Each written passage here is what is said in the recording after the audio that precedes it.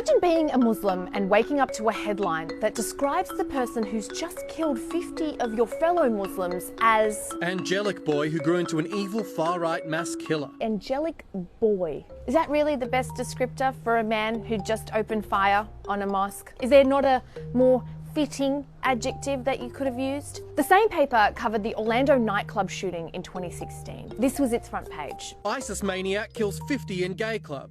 I want to compare the two for a minute. Same paper, similar crime, similar death toll. One starts with angelic boy, the other with ISIS maniac. One shows a picture of a father holding his child, the other a narcissistic man in all black. On one, a smaller image of the victim. On the other, a smaller image of the killer. No mention of the victims at all. Now you might be thinking, it's one newspaper, Jan. Chill.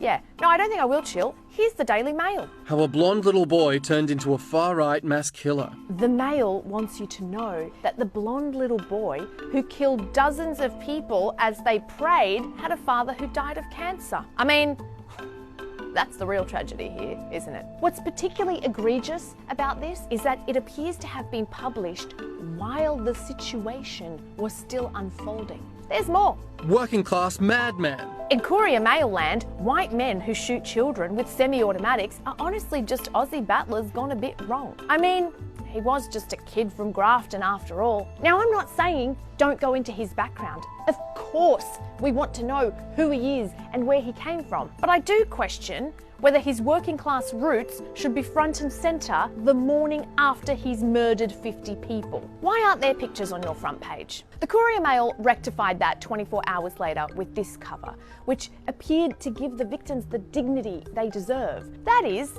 until you read the first sentence. Terrorist Brenton Tarrant became twisted by a severe addiction to violent video games as he morphed from a curly-haired schoolboy into a ghastly mass murderer. In case it wasn't clear what drove the curly-haired schoolboy, cute, to become a ghastly mass murderer, the Courier Mail spells it out for you. Gunman loved violent games.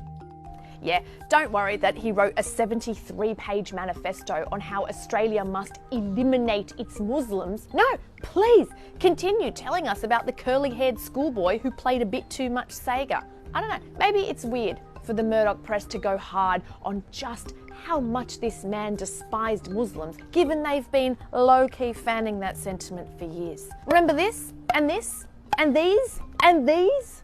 But what I actually think is going on here runs deeper than media bias and or culpability. See, it's easy to play the us versus them game with brown terrorists, right? They come from Arabia with their weird religion and they don't like us. But the white terrorists, they are us. We see ourselves in them. It's easy for us to say that Muslim terrorists come from an inferior culture or a violent religion, a broken society, that they are full of hate. But we can't quite say that about the white ones, because to do so would be to say that we're just the same. Or that we've had it wrong about the brown ones the whole time. And so we look for any shred of the human, of the man within the monster, of the kid behind the killer. We give the white terrorists the privilege of a humanity that we inherently afford to whiteness. And then we try and work out how it all went wrong in ways that don't implicate us. His dad died of cancer. He played too many video games. He's a working class man. He's just a kid from Grafton. But see,